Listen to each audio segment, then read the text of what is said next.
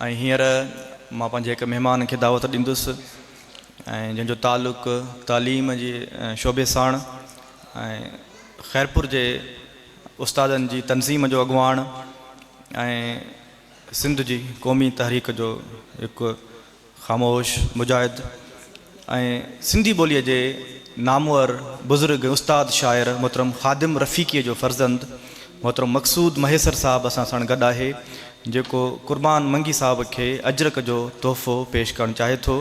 मां मक़सूद महेसर साहब खे गुज़ारिश कंदुसि त स्टेज ते अचनि ऐं क़ुर्बान मंगी साहब खे सिंध जी रवायती सूखड़ी अजरक जो तोहफ़ो पेश कनि। अवां सभिनि जी भरपूर ताड़ियुनि में मक़सूद महेसर साहब।